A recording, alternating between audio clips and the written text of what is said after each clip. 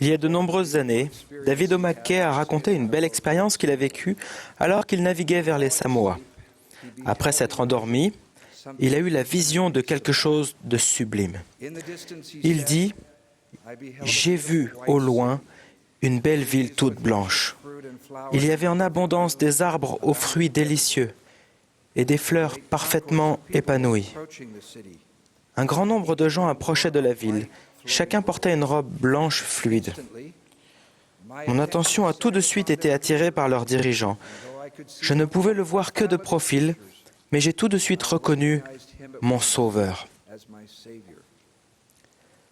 Le rayonnement de son visage était glorieux. La paix qui se dégageait de lui était divine. Le président McKay continue. La ville était la sienne. C'était la cité éternelle. Et les gens qui le suivaient allaient y habiter dans la paix et le bonheur éternel. Le président McKay s'est demandé, qui sont-ils? Qui sont ces gens? Il explique ce qui est arrivé ensuite. Comme s'il lisait mes pensées, le Sauveur a répondu en montrant des mots dans un demi-cercle qui apparut au-dessus de ces gens, écrits en lettres d'or. Ce sont ceux qui ont vaincu le monde, qui sont véritablement nés de nouveau. Depuis des décennies, je me souviens de ces paroles. Ce sont ceux qui ont vaincu le monde. Les bénédictions que le Seigneur a promises à ceux qui vainquent le monde sont à couper le souffle. Ils seront revêtus de vêtements blancs et seront mentionnés dans le livre de vie.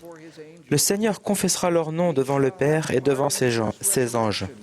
Chacun aura part à la première résurrection, recevra la vie éternelle et ne sortira plus de la présence de Dieu. Est-il possible de vaincre le monde et de recevoir ses bénédictions? Oui, absolument. Les personnes qui vainquent le monde acquièrent un amour sans limite pour notre Seigneur et Sauveur Jésus-Christ.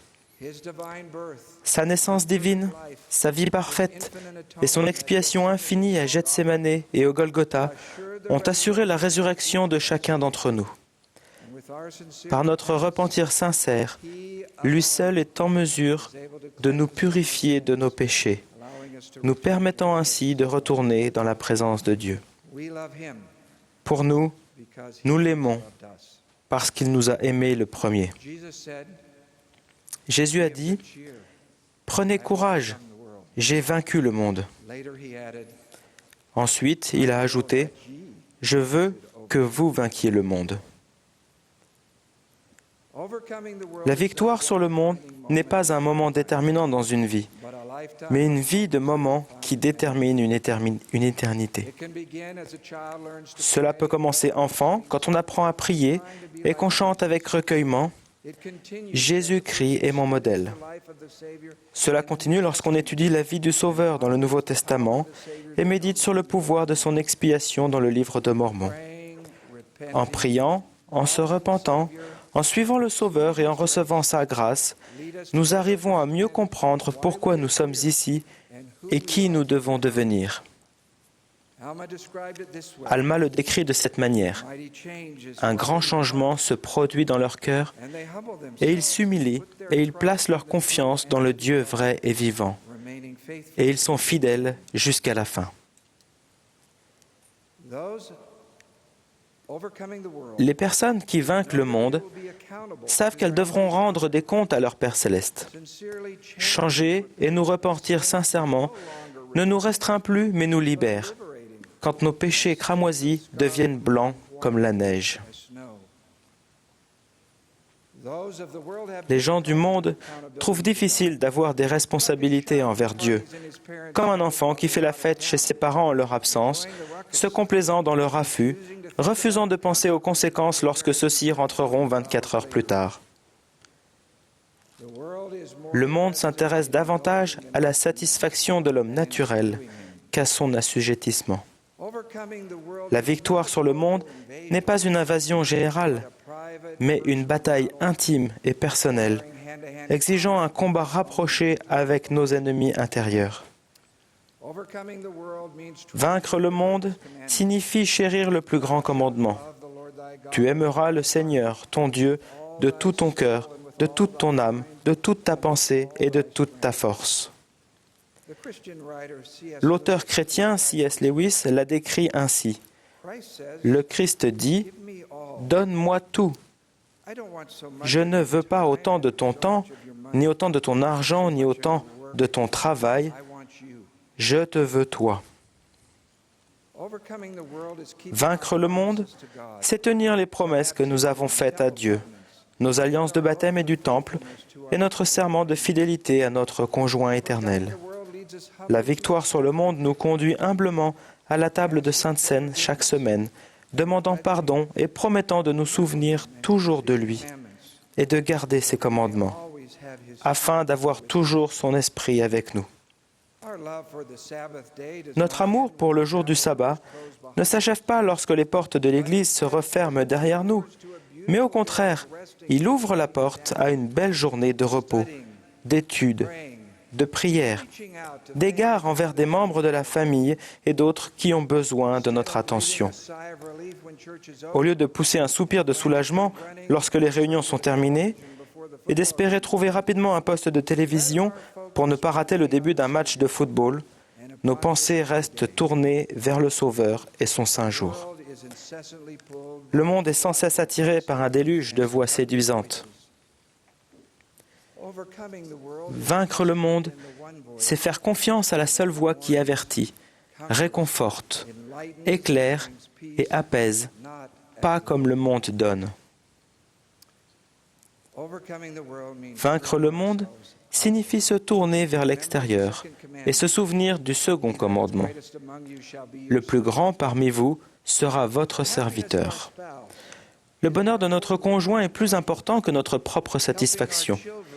Aider nos enfants à acquérir un amour pour Dieu et à respecter ses commandements est une priorité absolue.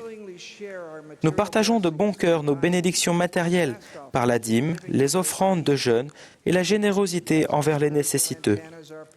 Et comme nos antennes spirituelles pointent en direction des cieux, le Seigneur nous guide vers les personnes que nous pouvons aider.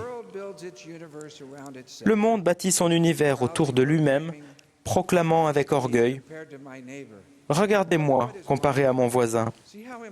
Regardez ce qui m'appartient. Voyez combien je suis important. » Le monde est aisément irrité, indifférent, exigeant. Il aime les acclamations de la foule, alors que la victoire sur le monde apporte l'humilité, l'empathie, la patience et la compassion à l'égard des gens qui sont différents de nous. Vaincre le monde voudra toujours dire que certaines de nos croyances feront l'objet de moqueries. Le Sauveur a dit « Si le monde vous hait, sachez qu'il m'a haï avant vous.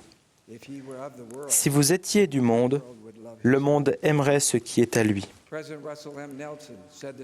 Russell M. Nelson a dit ce matin « Les vrais disciples de Jésus-Christ sont disposés à se démarquer, à se faire entendre et à être différents des gens du monde. » Un disciple du Christ n'est pas inquiet si ses croyances n'obtiennent pas 1000 j'aime ou même quelques émojis amicaux sur les réseaux sociaux. Vaincre le monde, c'est être moins soucieux de nos connexions en ligne que de notre connexion divine avec Dieu. Le Seigneur nous accorde la sécurité quand nous écoutons les conseils de ses prophètes et apôtres actuels. Le président Monson a dit « Le monde peut être difficile. En allant au temple, nous serons davantage capables de supporter toutes les épreuves et de surmonter toutes les tentations. Nous serons renouvelés et fortifiés. » Avec ces tentations, ces distractions et ces déviations, le monde tente de séduire le fidèle et le persuader de rejeter les magnifiques expériences spirituelles de son passé, comme si elles n'étaient que des supercheries insensées. Vaincre le monde, c'est se souvenir des moments où nous avons ressenti l'amour et la lumière du Sauveur, même lorsque nous sommes découragés. Neil A. Maxwell a expliqué l'une de ces expériences de la manière suivante. J'avais été béni et je savais que Dieu savait que je savais que j'avais été béni. Bien que nous puissions nous sentir provisoirement oubliés, nous n'oublions pas. Vaincre le monde ne signifie pas que nous menons une vie cloîtrée, protégée de l'injustice et des difficultés de la condition mortelle. Au contraire, cela ouvre la perspective plus vaste de la foi, nous attirant vers le Sauveur et sa promesse. Bien que la perfection ne soit pas complète dans cette vie, la victoire sur le monde maintient vive la flamme de notre espérance qu'un jour, nous nous tiendrons devant notre Rédempteur, verrons son visage avec plaisir et l'entendrons dire « Venez, vous qui êtes bénis de mon Père, prenez possession du royaume qui vous a été préparé. » Le 28 décembre de l'année dernière, notre cher ami et autorité générale, Bruce D. Porter, a achevé son séjour dans la condition mortelle. Il avait 64 ans. J'ai rencontré Bruce pour la première fois lorsque nous étions étudiants à l'université Brigham Young. Il était l'un des meilleurs et l'un des plus intelligents. Après avoir obtenu son doctorat de l'université d'Harvard, avec une spécialisation dans les affaires russes, ses capacités intellectuelles et ses écrits lui ont apporté une notoriété qui aurait pu le faire dévier de sa route. Mais la richesse et les louanges du monde n'ont jamais obscurci sa vision. Il était loyal envers son Sauveur Jésus-Christ, à sa compagne éternelle Suzanne et à ses enfants et petits-enfants. Bruce est né avec une maladie des reins. Il a été opéré, mais au fil du temps, ses reins ont continué de se détériorer. Peu après son appel comme autorité générale en 1995, Bruce et moi avons servi ensemble avec notre famille à Francfort en Allemagne, où il s'est occupé principalement de la Russie et de l'Europe de l'Est. Sa vie a changé de façon impressionnante en 1997, lorsque ses fonctions rénales et sa santé ont commencé à décliner. La famille est retournée à Salt Lake City.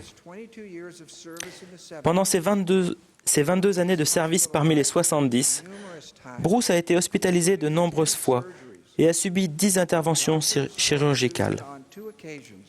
À 2 reprises, les médecins ont dit à Suzanne qu'il ne passerait pas la nuit, mais il a survécu. Bruce a eu recours à la dialyse pour épurer son sang pendant plus de 12 années de son service en tant qu'autorité générale. Une grande partie de ce temps-là, il suivait son traitement en soirée, 4 heures, 5 fois par semaine. Ainsi, il pouvait remplir son appel pendant la journée et accepter d'assumer des responsabilités dans des conférences le week-end. Bruce a été déconcerté lorsque sa santé ne s'est pas améliorée après plusieurs bénédictions de la prêtrise. Mais il savait en qui il avait placé sa confiance. En 2010, il a reçu un rein de son fils David. Cette fois-ci, son corps n'a pas rejeté la greffe. C'était un miracle qui lui a rendu la santé, lui permettant finalement de retourner avec Suzanne dans sa Russie bien-aimée au sein de la présidence de l'interrégion. Le 26 décembre 2016, après un combat contre des infections continuelles dans un hôpital à Salt Lake City, il a demandé aux médecins de sortir de la pièce. Il a dit à Suzanne qu'il savait par l'Esprit que les médecins ne pouvaient rien faire pour lui sauver la vie. Il savait que notre Père céleste le ramènerait à la maison. Il était en paix. Le 28 décembre, Bruce est rentré chez lui dans sa famille. Quelques heures plus tard, entouré de ses êtres chers, il est retourné paisiblement dans son foyer céleste. Il y a des années, Bruce Porter a écrit ceci à ses enfants. Le témoignage que j'ai de la réalité et de l'amour de Jésus-Christ a été la boussole de ma vie. C'est un témoignage pur et brûlant de l'Esprit qu'il vit, qu'il est mon Rédempteur et mon ami dans tous les moments de besoin. Notre défi est de venir à connaître le Sauveur et par la foi en lui, de surmonter les épreuves et vaincre les tentations de ce monde. Soyons fidèles et loyaux, faisons-lui confiance. Fin de citation. Bruce Douglas Porter a vaincu le monde. Puissions-nous tous faire un peu plus d'efforts pour vaincre le monde, sans nous excuser de notre responsabilité pour les offenses graves, mais tout en étant patients avec les petites erreurs, accélérant diligemment et aidant généreusement les autres. Je vous promets une plus grande paix dans cette vie et une plus grande confiance en votre destinée éternelle, si vous faites plus totalement confiance au Sauveur. Au nom de Jésus-Christ. Amen.